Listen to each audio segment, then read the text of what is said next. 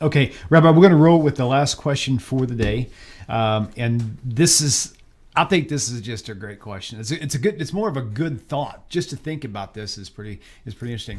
I mean, with Christianity, wouldn't it have been so easy for the Jew or for the non-Christian to just simply produce the bones of Jesus? Why do we have to argue the point? Why can't we just come up with physical proof that he was not the Messiah, that he didn't get resurrected from the dead? They've got this right here, and there you go. There's the answer. But now you've got the Shroud of Turin where they're saying this was definitely the body of Jesus when no one knows. It's just, a lot of speculation. So how are we supposed to view that concept altogether? Is there enough in the text to just... Yes, go ahead. I apologize because I didn't understand the question. Oh, that's okay. I get to talking too fast. Succinctly, what exactly are you asking? Let me let me just take your time because I need to be able to respond. Let me read it straight from the email. Okay, go ahead. Let's see. I'm going to read the full. There's like a little paragraph here because I may be missing something myself. I was reading your piece on the resurrection of Jesus. I also stumble when it comes to this topic. It was such an important event, his crucifixion. Forget the New Testament narratives. All anyone had to do to crush Christianity was to produce the body. I admire your ability to articulate ideas, not my strength. General compassion is my strength anyway. I cannot wrap my head around the fact that the tomb was guarded by Roman soldiers to shut up early Christians. Just show the body. That's the end of the statement. Does that help you at all?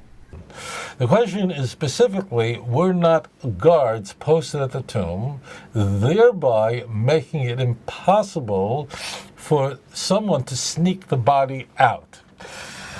Now, what the basis of this question is an M source. M source means it's only found in Matthew, and it's Matthew chapter 27, verse 62. It's part of Matthew's passion narrative, and what we find but it's really silly. Now, all right, so the point is, in Matthew 27, I'll just explain it, is Jesus is, we are told in Matthew, is crucified on Friday, as in all the Gospels. Jesus crucified on Friday. Now, what happens is, the text says that the following day, the Jews, the priests, Pharisees, came and said that, the day after, means Saturday, and said to the Romans, you know what? They're going to go and say that someone stole the body from the tomb. We have to then put soldiers in front of the tomb, so this way it can't be said that someone stole the body. This is the next day. This is not the day, this is not Friday, this is Saturday. This is according to Matthew. Please, read it for yourself. Matthew 27, verse 60, 61, 62, 63. This is how the whole thing ends. And in fact, Pontius Pilate, the governor of the empire of this region, who ruled until 37, we are told acquiesced to such a request. In verse 65, and the chapter ends with verse 66. The Pilate says, go ahead. Now, the reason why this is, I don't believe any of this happened, but this is a very, very bad argument, because if, in fact, let's just play the game, what if? If this is the case, when were the guards put at the tomb? Now, I do not subscribe to this. I don't think, none of this happened. But I'm going to just play along with the story. If Pilate, placed Roman soldiers at the tomb on Saturday, what would prevent someone from stealing the body Friday night? It actually doesn't solve the problem. That's number one. So it's actually, this is so M. You're going, M? This is so Matthew. Meaning, we don't know who wrote the book of Matthew. We don't know where it was written, and I don't care what your pastor tells you, we don't know. But I will tell you this, Matthew is the shlemazel of the New Testament. What is a shlemazel? It's a Yiddish word. There's a shlemazel and a shlemiel. A shlemazel is the guy who drops the banana peel, and the shlemiel is the one who trips over it.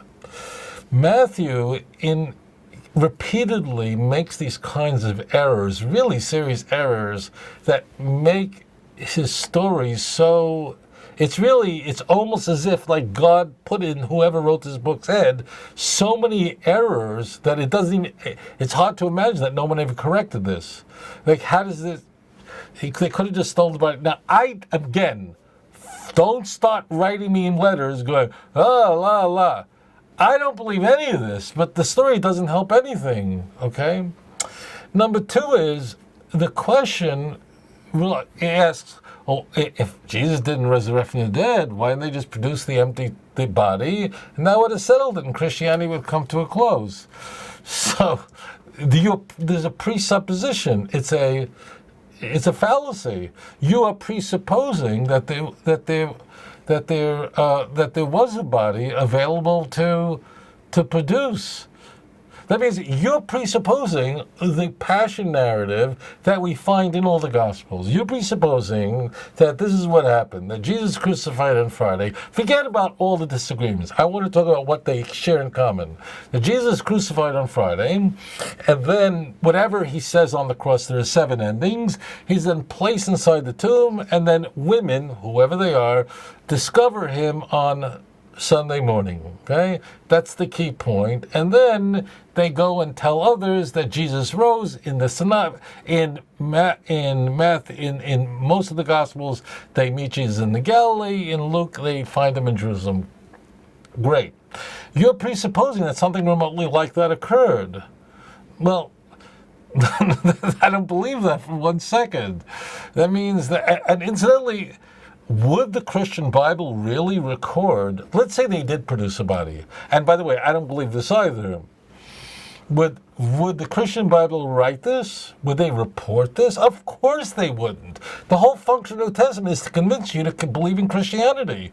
How do you know? Because it says in John 20, all this was written so that you might believe. So of course, if theoretically, again, I don't believe this happened, and I'll tell you, I'm not saying what likely happened, but something that's much more plausible. But let's just play the game, what if? If someone had the body with the writers of a book written 50 years after the crucifixion, like Matthew, written, let's say 90, 85, whatever, 40, 50 years later, would Matthew go, and by the way, they produced the body, but no, of course they wouldn't write it because these are Christians. They don't want to write anything that would, so what kind of, they wouldn't report that, no more than the Soviet Union would, they wouldn't even report when there was a nuclear accident in Chernobyl and took 3 days for the world to find out because they thought it would be embarrassing. Do you think the church would ever report such a thing? Now, I don't believe that part. Okay, but I'm just saying, do you realize do you measure how much Baileys you have to drink to believe that? Okay, now, now, I will do this with you because I want to cause as little friction as possible. Anyway, are you insane, Rabbi? I'm not. So I'm just going to do this. It's not that I believe this, okay? I don't. So stop. But I'm not saying I don't. I'm just saying I'm going to play what if. The most logical story, I'm not saying the most logical, I discussed this in volume 1, but this is a simple explanation. The truth is that nobody thought he rose from the dead. No one thought such a thing. That means that, let's say he was crucified. I know scholars say that this is axiomatic. I'm not going to argue that point.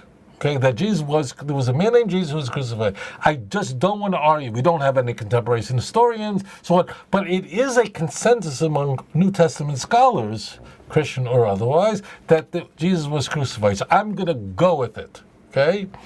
Well, the obvious answer is that there was Jesus didn't appear to anybody, and there was no body, there was nothing even to talk about. This is incidentally why 1 Corinthians 15, that's very early. That's much earlier than the Gospels. 1 Corinthians 15 doesn't even know how to describe what was this resurrected Jesus. He was not the Jesus that was crucified that we would see in John showing the wounds in the hands and Peter eating fish. So that means you see that this is much later development. I'm not saying the most logical event that occurred. That is not what I'm saying. But I'm saying the easiest construction without getting into an argument to avoid problems is saying, let's just say this. Jesus was one of 200,000 Jews who were executed. Okay? What happens is that people are disappointed. Eventually, 3 years later, 5 years later, Mary Magdalene, who's mentioned 12 times in the Passion narrative, starts saying that Jesus appeared to me. You're going, how is that possible? We had a guy here in Indonesia, his name is Peter the Great, that's not his real name, who people are saying appeared to him all over the place. Sai Baba in India, people see him appear. He has 30 million followers. He's appearing to everybody all over the place over pancakes in New Delhi. The point is that at some later stage, somebody said, probably a woman, like today, who says Mary met me?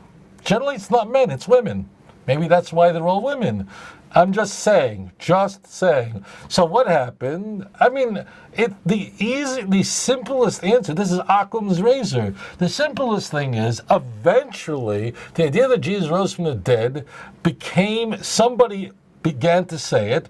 Other people doubted it, weren't sure. And that's where you have the doubting stuff in the Gospels, pushing back at that, incidentally, which would make a lot of sense.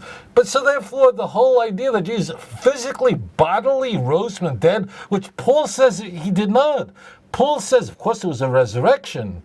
If you read 1 Corinthians 15, he doesn't say it was a human body that rose. He says it was a spiritual body.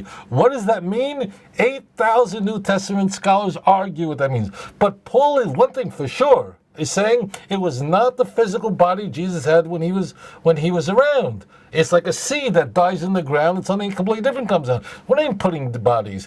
We see, therefore, that the resurrection, that Christians were struggling with this, and I am sure that this development, that Jesus rose from the dead physically, does, in the way Christians now believe it, doesn't happen until 60, 70. Once we get to Mark doesn't even have a real resurrection appearance because the last 12 verses are interpolated. And then by the year 70, 80, 90, then this begins to gel. Why does it gel? It gels because early Christians are going, what exactly resurrected? So you're asking me, why didn't they produce a body? They produced a body.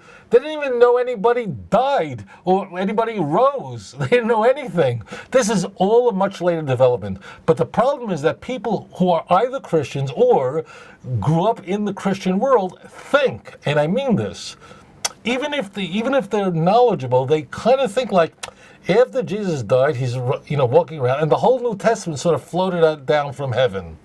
The whole Christian Bible is much, much, much, much later, and this is a development over time, and therefore your question is pregnant with false presuppositions. There was no body because no one was asking for a body. This is all developed later.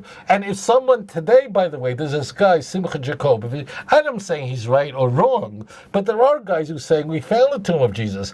I don't see any evangelical Christians running around going, really, I want to see it. None of them are interested. Why, if in fact this is a case that Christians would have been interested in seeing a body, how come no Christian is even interested in seeing what has been found in Talpiot? I'm not saying it's true, but why are they even curious? And they're just attacking him. Again, I'm not saying he's right, but it's very clear Christians are not interested in looking at a body, even if someone says they found it. Case closed. אדון עולם אשר מלך בטרם כל יציר נברא